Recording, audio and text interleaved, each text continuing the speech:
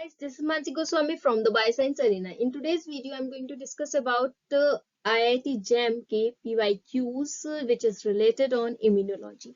तो PYQs करेंगे हम IIT JAM के लिए 2022 के लिए, जिससे कि हमें थोड़ा बहुत आइडिया हो जाएगा कि इम्यूनोलॉजी से रिलेटेड जो क्वेश्चंस आते हैं वो किस तरीके के आते हैं। साथ ही में मैं आपको एक्सप्लेनेशंस भी दूंगी उन्हीं क्वेश्चन के। तो स्टार्ट करते हैं हम। पहला question which is T and B cells are T cells और B cells क्या होती हैं? So T cells B cells हम इम्यूनोलॉजी में सबसे पहले ही पढ़ते हैं, ये तो बेसिक होता है। इसके ऑप्शंस क्या है? Lymphocytes, option B erythrocytes, option C epithelial cell, option D squamous cell. और ये क्वेश्चन 2020 में आ चुका है।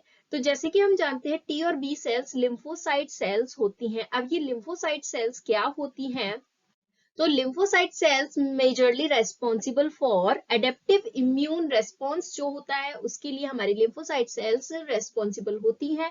Second one is it is mononuclear leucocyte. क्या होती है ये? मोनोन्यूक्लियर ल्यूकोसाइट्स होती हैं, यानी कि न्यूक्लियस जनरली एक ही प्रेजेंट होता है।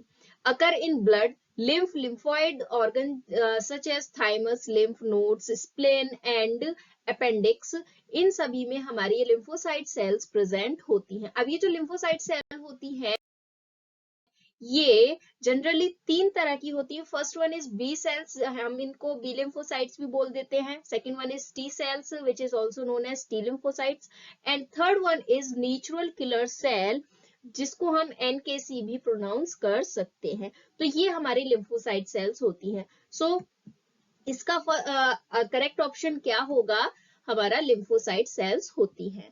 अब हम नेक्स्ट क्वेश्चन की तरफ बढ़े तो उससे पहले हम देख लेते हैं बी सेल्स और टी सेल्स में मेजरली क्या डिफरेंस होते हैं, क्योंकि ये काफी इंपॉर्टेंट टॉपिक है, इससे भी कुछ न कुछ आ सकता है। तो इसी तरह के मैंने आपके लिए कुछ फ्लैश कार्ड्स बनाए हुए हैं।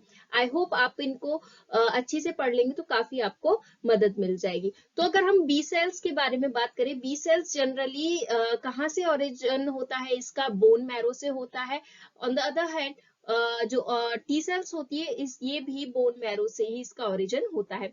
बी सेल का मैच्योरेशन भी जो मैच्योर होती है बी सेल पूरी कंप्लीटली वो भी बोन मैरो में ही होती है। लेकिन टी सेल्स का ध्यान रखना है, टी सेल्स हमारा ओरिजिन होता है बोन मैरो से, देन वो थाइमस में जाके अपना पूरा मैच्योर होती है।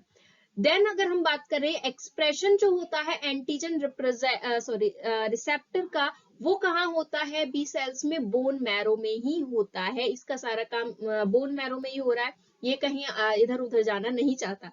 तो अगर हम टी सेल्स की बात करें, टी सेल का जो डिफरेंशिएशन होता है वो लिम्फोइड टिश्यू में होता है। बी सेल का जो डिफरेंशिएशन होता है ये भी लिम्फोइड टिश्यू में ही होता है।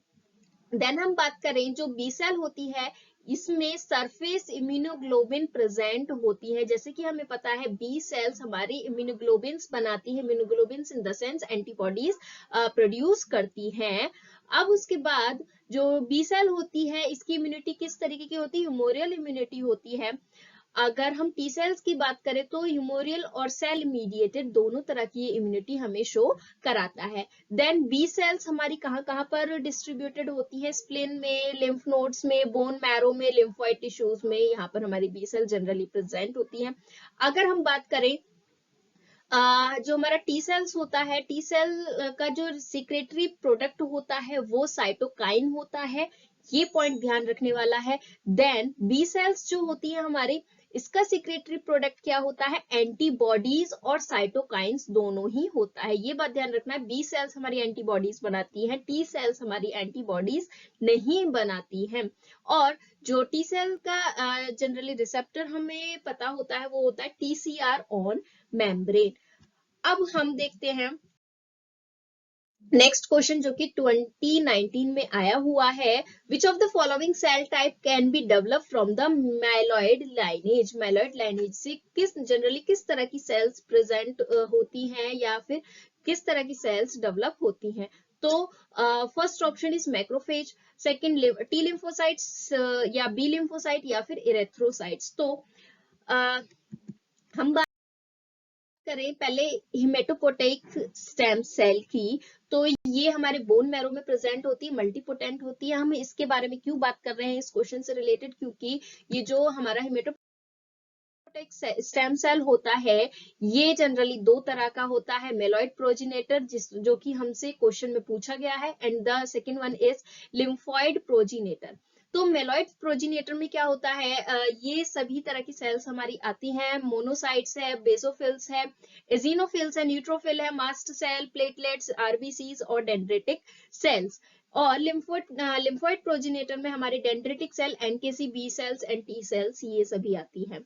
तो एक यहाँ पर आईआईटी जेम में पॉइंट ध्यान रखने वाला है, हालांकि वो क्वेश्चन के ऊपर ही हमें बता देते हैं कि किस क्वेश्चन में एक ऑप्शन सही है या किस क्वेश्चन में दो भी हो सकते हैं। तो जैसे कि इस क्वेश्चन में आंसर ऑप्शन नंबर ए और डी करेक्ट आंसर है। तो आई थिंक ये प्रीवियस स्लाइड शो नहीं कर सकता, लेकिन आप पॉज करके पीछे जाके देख सकते हैं। तो ऑप्शन ए और डी इसके सही थे। और इसमें मेलॉइड प्रोजिनेटर में कौन से हमारे सेल्स आते हैं ये ध्यान रखना है, एंड लिम्फोइड प्रोजिनेटर में हमारे कौन से सेल्स आते हैं ये ध्यान रखना है, और हिमेटोपोटेइक स्टेम सेल के बारे में थोड़ा सा आपको पढ़ना पड़ेगा। अब हम देखते हैं नेक्स्ट क्वेश्चन, जो ये भी 2019 में आया है हुआ है। Antibody bind to antigen in solution through, जो एंटीबॉडीज होती है एंटीजन से बाइंड होती हैं। आपने एंटीजन एंटीबॉडी इंटरेक्शन के बारे में पढ़ा हुआ होगा। तो एंटीबॉडी जब एंटीजन से बाइंड होती है तो कोई ना कोई बॉन्ड होता होगा उनके बीच में, तो उस बॉन्ड के बारे में बताना है आपको। तो इसमें ऑप्शंस दिए हुए हैं, ionic interaction, hydrogen bond, van der Waals interaction और हाइड्रोफोबिक इंटरेक्शन। सबसे पहले जो एंटीजन और एंटीबॉडी का हमारा इंटरेक्शन होता है वो वीक बॉन्ड होता है। तो जो हमारी एंटीजन एंटीबॉडी होती है इनका जो इंटरेक्शन होता है, इम्यून रेस्पॉन्स फिर हमारा तभी शो होता है जो भी हमारा एंटीबॉडी का वर्क होता है। और ये जितने भी वीक बॉन्ड्स होते हैं ये सभी इन्वॉल्व होते हैं, और इसी के साथ हमारे नॉन कोवेलेंट बॉन्ड के साथ ही इंटरेक्शन होता है। कोवेलेंट बॉन्ड हमारा इन्वॉल्व नहीं होता है एंटीजन एंटीबॉडी इंटरेक्शन में। तो ये जितने भी ऑप्शंस थे all options are correct. Van der Waals force होता है, हाइड्रोजन बॉन्ड होता है, इलेक्ट्रोस्टैटिक इंटरेक्शन भी होता है और हाइड्रोफोबिक इंटरेक्शन भी होता है। These all forces are weak and non covalent bond. I hope आपको ये पॉइंट भी समझ में आ गया होगा। अब बाइंडिंग कैसे होती है, या हम बोले दोनों का इंटरेक्शन कैसे होता है, जैसे कि हमें पता है ये हमारा एंटीबॉडी है और ये हमारा एंटीजन है। तो एंटीजन और एंटीबॉडी का जो बाइंडिंग होती है वो एक स्पेसिफिक रीजन पे आकर होती है। इसके बारे में भी अभी हम नेक्स्ट क्वेश्चन में बात करेंगे, इससे रिलेटेड भी क्वेश्चन आया हुआ है। तो the antigen binding site of N antibody is present. अभी मैंने बात बोली कि ये इस तरह के क्वेश्चन आया हुआ है।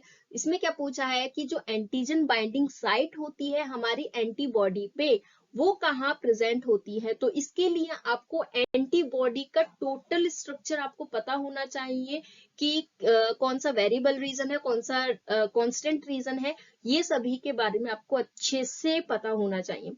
इसके ऑप्शंस क्या है, एट द कांस्टेंट रीजन पे, at the C terminal region पे, या वेरिएबल रीजन पे, या फिर कांस्टेंट और वेरिएबल रीजन दोनों पे हमारे जो एंटीजन है वो बाइंड होता है एंटीबॉडी के। तो इसका अगर हम एक्सप्लेनेशन देखें इसका आंसर सी होगा। वैसे एंटीजन बाइंडिंग साइट जो होती है हमारी एंटीबॉडी की वो प्रेजेंट होती है वेरिएबल रीजन पे of both heavy chain and light chain. I hope आपको हैवी चेन और लाइट चेन के बारे में कॉन्सेप्ट क्लियर होगा।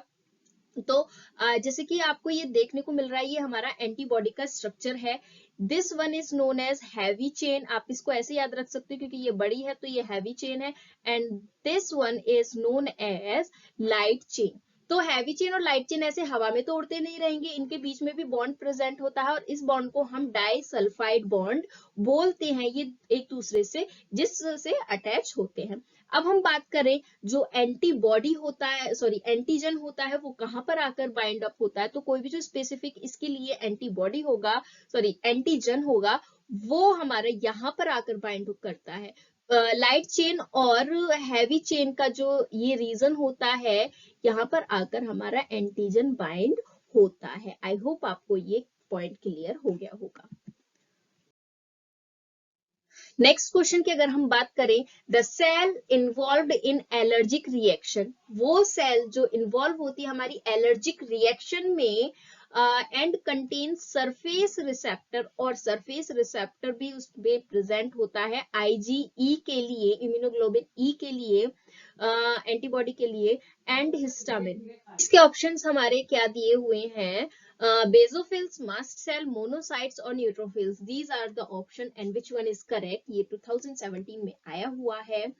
तो सबसे पहले हम इन सभी के बारे में जान लेते हैं क्या क्या ये होते हैं। तो न्यूट्रोफिल्स क्या होते हैं, इरेगुलर शेप के होते हैं, ऑल्सो कॉल्ड पीएमएन, इनको हम पीएमएन पॉलीमॉर्फो न्यूक्लियर न्यूट्रोफिल्स भी बोलते हैं, मल्टीलोब्ड न्यूक्लियस होते हैं। देन अगर हम इसको स्टेन करें तो हम एसिडिक और बेसिक डाई दोनों से ही स्टेन करा सकते हैं। जैसे कि आपको पता होगा कि स्टेनिंग हम जनरली क्यों कराते हैं, जब हमें माइक्रोस्कोप में कोई भी चीज विजुलाइज करनी होती है, देखनी होती है, तो हम स्टेनिंग कराते हैं। देन अगर हम बात करें जो न्यूट्रोफिल्स होते हैं, इनका जो कंसंट्रेशन होता है अप्रोक्सीमेटली 50 to 60% होता है। मोस्ट अबंडेंट न्यूट्रोफिल्स प्रेजेंट होती हैं, व्हाइट ब्लड सेल का ये टाइप है। Then produced by haematopoiesis in bone marrow. Phagocytic cells होती है, फेगोसाइटिक हम किसको बोलते हैं, दो सेल्स जो हमारे एंटीजन को एंगल्फ कर सकती हैं, खा सकते हैं, उन सेल्स को हम फेगोसाइटिक सेल्स बोलते हैं। अब उसके बाद मास्ट सेल की अगर हम बात करें तो मास्ट सेल हिस्टामिन होता है। Then role in allergic response, यही हमारा क्वेश्चन पूछा गया था, एलर्जिक रेस्पॉन्स में इसका इन्वॉल्वमेंट होता है, तो इसका एक ऑप्शन करेक्ट हो गया हमारा मास्ट सेल। देन इसका क्या पूछा है, possess high affinity receptor for IgE, ये भी क्वेश्चन में आया था। तो हाई एफिनिटी रिसेप्टर शो करता है ये हमारे आईजीई, इम्यूनोग्लोबिन ई के लिए। अब हम नेक्स्ट बात करें तो बेजोफिल्स के बारे में। बेजोफिल्स भी लोब्ड न्यूक्लियस होता है, stain with methylene blue, methylene blue से हम इसको स्टेन करा सकते हैं। जो मोस्ट लीस्ट नंबर होता है हमारा WBC का, वो बेजोफिल्स ही होता है, लेस देन 1% होता है। नॉन फेगोसाइटिक सेल होती है ये, एलर्जिक रेस्पॉन्स शो करती है, और high affinity for the IgE. तो इसके दो ऑप्शन करेक्ट हो गए, first one is basophils and second one is mast cell. Next हम बात करते हैं मोनोसाइट्स के बारे में। तो मोनोसाइट्स क्या होते हैं, ये आपको मोनोसाइट का पिक्चर दिख रहा होगा। लार्जेस्ट टाइप ऑफ ल्यूकोसाइट्स होता है। देन मोनोन्यूक्लियर होता है, it means single nucleus present होता है। फेगोसाइटिक होता है, फेगोसाइटिक की मैंने यहाँ स्पेलिंग गलती से गलत लिख दी है, बट ये फेगोसाइटिक होता है मोनोसाइट।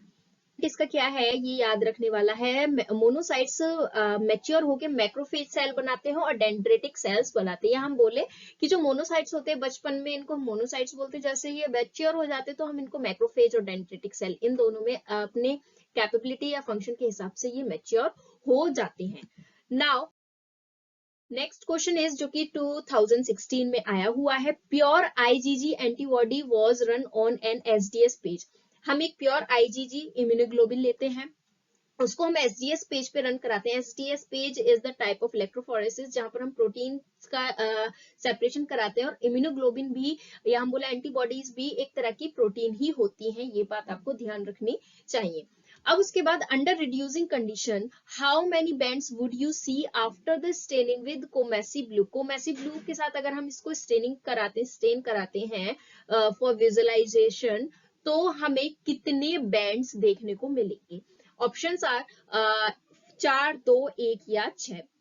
सबसे पहले तो हमें ये पता होना चाहिए इम्यूनोग्लोबिन का स्ट्रक्चर क्या होता है, सभी इम्यूनोग्लोबिन का स्ट्रक्चर हमें ध्यान होना चाहिए।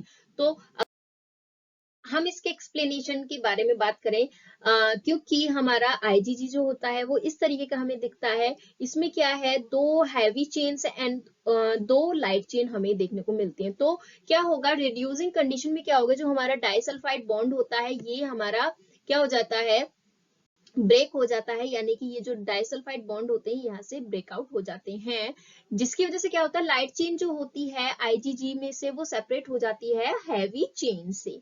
तो जो हैवी चेन होती है हमारी एसडीएस पेज में जब हम रन कराते हैं, तो हैवी चेन हमारी अलग हो जाएंगी, ये एक कंबाइन होकर एक अलग अपनी चेन बना लेगी, और जो लाइट चेन होंगी ये दोनों कंबाइन होकर अपनी अलग चेन बना लेगी, जैसे कि इसमें लिखा हुआ है if antibodies run on the SDS PAGE then two heavy chains make the one single band and two light chain make another a single band, so two bands were obtained in SDS PAGE. तो I hope आपको ये points clear हो गए होंगे। इसी के साथ हमारी आज की वीडियो खत्म होती है।